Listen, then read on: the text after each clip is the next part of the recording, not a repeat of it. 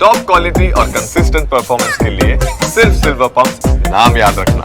સુરેન્દ્રનગરના લીંબડી તાલુકાનું જાંબુ ગામ સંપર્ક વિહોણું થઈ ચૂક્યું છે। ભારે વરસાદને કારણે આ જાંબુ ગામના કોઝવે પર પાણી ફરી વળ્યા। કોઝવે પાણીમાં ગરકાવ થતાં ગ્રામજનોને હાલાકીનો સામનો કરવો પડી રહ્યો છે। ગામની આસપાસના ખેતરો જાણે કે બેટમાં તબદીલ થઈ ગયા છે।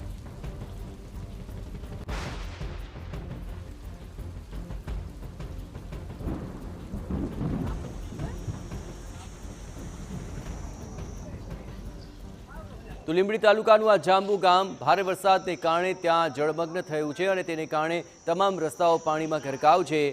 હાલ ગામનો સંપર્ક કરવો પણ ઘણો જ મુશ્કેલ બન્યો છે। વધુ વિગતે વાત કરવા જોડાઈ રહ્યા છે ટીવી 9 સંવાદદાતા સાજિદ બેલીમ। સાજિદ, આખરે ભારે વરસાદને કારણે જાંબુ ગામ સંપર્ક વિહોણું બન્યું છે। પાણીનો આવરો હજી કેટલો આવી રહ્યો છે અને ખાસ કરીને આ ગામને લઈને વધુ શું વિગતો આપને મળી રહી છે?